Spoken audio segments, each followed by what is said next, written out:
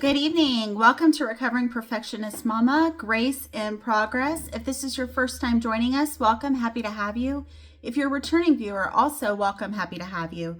Just so you know, we do have a very kind and receptive and positive community, which I really appreciate a lot. It makes being able to comment and being able to meet other people and share viewpoints a very open and honest communication without a lot of name calling and all of that, which is extremely rare. I feel like, and I'm really thankful for everyone in our community. So I just want to say thank you. Today we're talking about the scapegoat's next chapter, rebuilding your identity after estrangement. Who are you when you stop trying to be understood by people who hurt you? No one really talks about what comes after estrangement. They talk about boundaries, they talk about relief, they talk about peace. And it probably is a lot more peaceful when you don't have to continue to explain who you are to the people who should know you, right? When you don't have to feel like you're being insulted at every turn, that your choices are being scrutinized, and that you're feeling like you're being mistreated and unheard. To steal a line from Rod Stewart, Young Turks, there ain't no point in talking when there's nobody listening, so we just ran away, right? Not the way to run away, but I just think about that line when people are talking about how you're not being heard. People are not paying attention. They are not valuing you. They're not treating you like you're a person who is able to voice your opinion. You are a role in some cases. Maybe you've experienced that. But they don't talk about the quiet. The silence that follows when the fighting stops, when no one is misinterpreting you anymore, when you're no longer explaining yourself, and suddenly you realize you don't actually know who you are without the conflict, because maybe you've experienced a lot of conflict throughout your life, a lot of drama, a lot of escalation, a lot of things that led to trauma, a lot of things that led to pain and hurt and frustration, and feeling like the people who had raised you or the people that are your family don't really know who you are and what you stand for. Or maybe they poke fun at you and they essentially legitimize the things that you hold most dear. And that can be a hard and rough place to be, especially because you feel like you're an outsider looking in.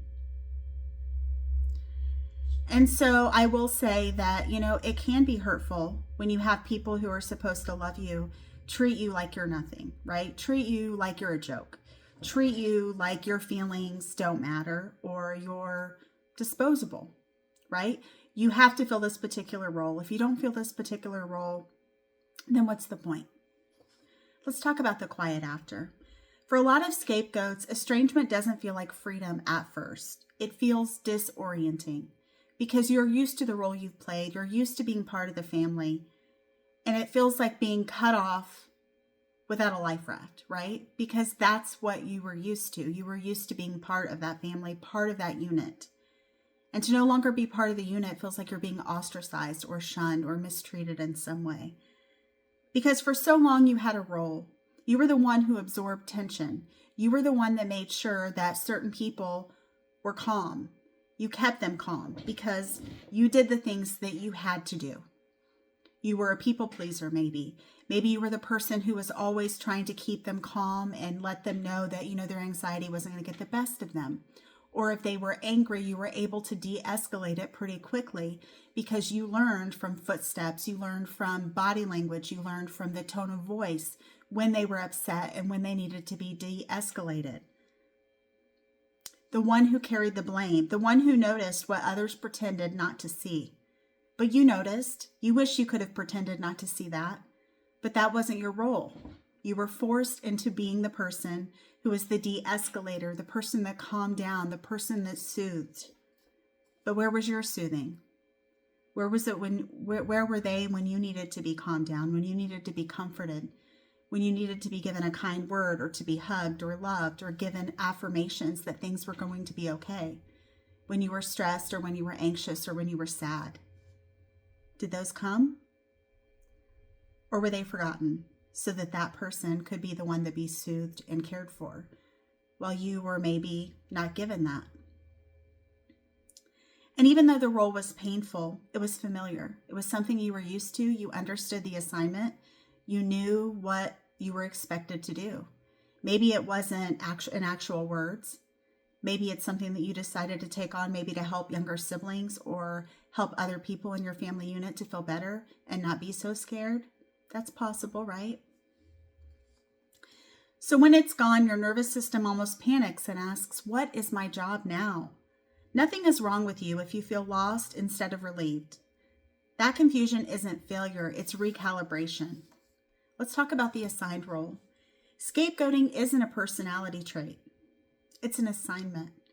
Over time, reacting becomes identity. Defending yourself becomes muscle memory. And surviving becomes so automatic that choosing never really gets practiced. So when you step away, self-trust can actually decrease before it returns. You might notice second-guessing your decisions, wondering if you're overreacting, or is this really happening to me? Like, is it a narrative maybe that I made up? Because maybe a small part of you feels like you wish you made this up, right? You wish that you were overreacting. You wish that you hadn't experienced these things. It's not because you're in denial, because you know what happened. You know the narrative of what occurred. But part of you really doesn't want to believe it. Part of you wants to think that your family isn't like this, that this isn't what's really happening to you. You feel unsure, even though no one is contradicting you. No one is contradicting your narrative. No one is calling you a liar. No one is saying that you did anything wrong. But that's not regression. That's what happens when your sense of self was built in opposition instead of authorship. Right? Meaning you didn't really want this role, but you accepted this role because that was the price you paid to be part of your family. The grief that no one warns you about. There's a grief that shows up that people don't expect. It's not just grief for the relationship, grief what you wish it could be, right? It's the grief for the version of yourself that kept hoping. The one that believed that if you just explained it just the right way, you could make them understand. You could make them understand who you were, what your hopes were, what your dreams were, what you were trying to do in your family unit, how much you loved being part of your unit at one time, the family unit, and how you were an integral part of it and how other people were an integral part of it and you missed them. And that you wish things could go back to when they weren't as hectic maybe and maybe chaotic.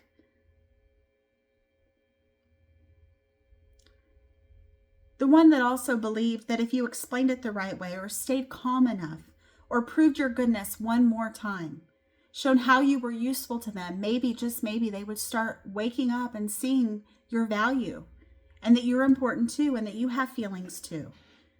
And that they shouldn't have treated you this way and that maybe they can say they're sorry and things can move forward and be better, right? Everybody wants that. I don't think anybody sets out to want to be estranged from their family, right? The reason that there's people wanting estrangement from their family is because they feel like they're not being valued. They feel like they're not being seen, right? Somebody could be looking at you, but that doesn't mean that they see you. They actually know who you are, what you want, your hopes, your fears, your idiosyncrasies, right? This is your family, right? The people that are supposed to know you better than anyone. And so it's extremely painful when they seem to misjudge you on things that they should already know about you, right? Your favorite color, like what kind of person you are. That can be painful. And I understand that completely understand that.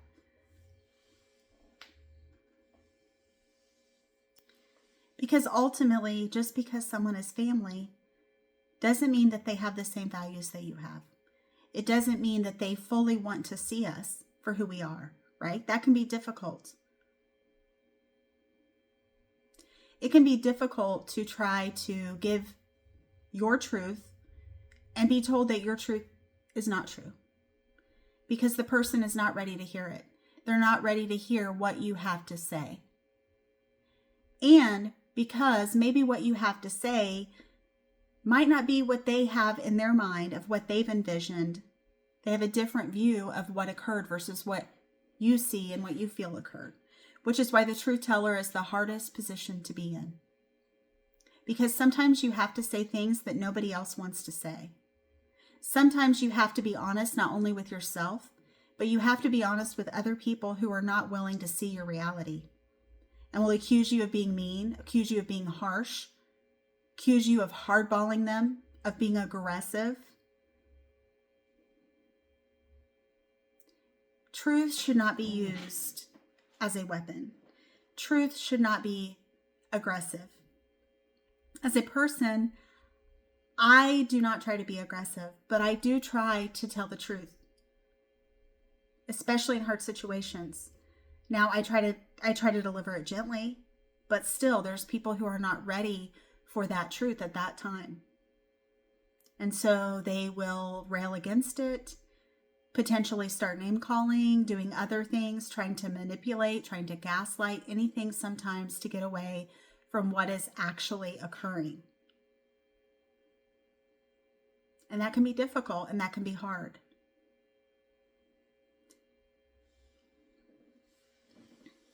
You just wonder, can things change? What can help things change? So letting go of that hope is like when you're a kid, right?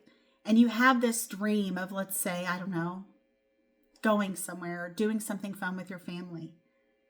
And you've waited all week for it. And the day comes and it's like, well, we're not going. Well, why aren't we going? Like you said we were going. Like, did I do something wrong? Did I mess up? Like, what? Why aren't we going? And you feel that ache, kind of like you hope one day that your family will be able to be whole and full and everyone will have a place. Because a lot of us are optimists. I myself am a huge optimist, and I believe that people can change, but they have to want to change. Unfortunately, the thing that you find out as you get older is we can't force anyone to change, even if we're wanting them to change for the better. Because some people don't want to put in the work. Some people like where they are. They are the people who are good with how things are. They're going to do sometimes the bare minimum, maybe. They're probably going to just do what gets them by. And like I've said before, and I know I've said this analogy a lot, we're all literally just like little kids with our little suitcase, rolly backpack that's carrying all of our hurts, all of our hopes, all of our fears that haven't come true, and all of our pipe dreams, right? That tomorrow will be better. That my family will eventually realize my value, and they will see me. They will see me for who I am, what I believe, what type of person I am. They will defend me. They will love me. They will realize that I am valuable and that I love them very much. And maybe, just maybe one day, they will love me the way that I love them. They will give me the loyalty that I give to others. They will not betray me, speak poorly of me, or allow other people to speak poorly about me.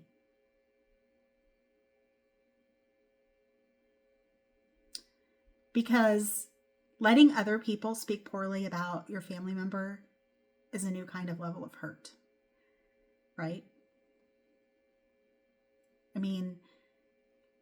I don't do well with people that are speaking poorly about people that I love. And I know many of you are probably the same way.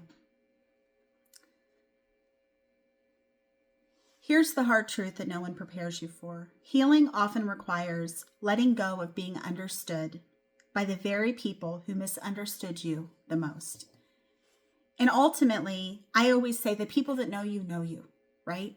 The people who know you at your core are going to be the people who actually care and want to know more and more and more about you.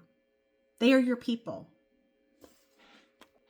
And ultimately, the people who are misjudging you for whatever reason, maybe their own ego, maybe their own, I don't know, just being mean to be mean, I don't know.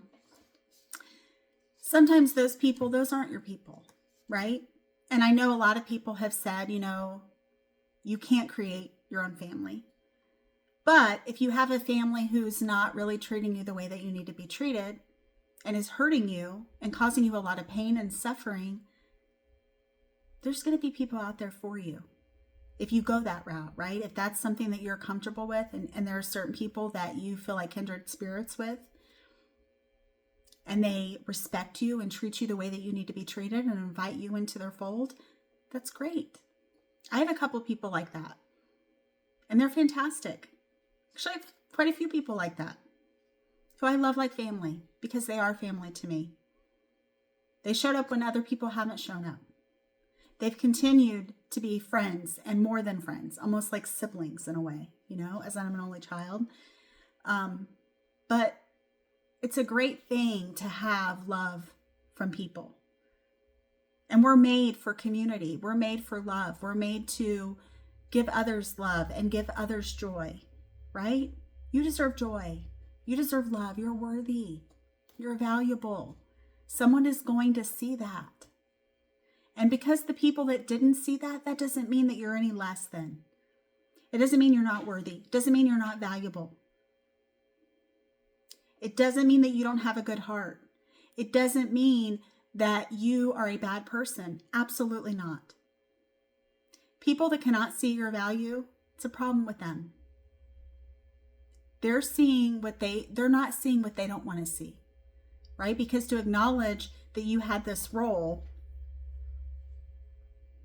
they have to kind of forget maybe who you are, or not forget, but have to kind of minimize who you are in the role that you've had and the things you've done for them that have made them feel better, right?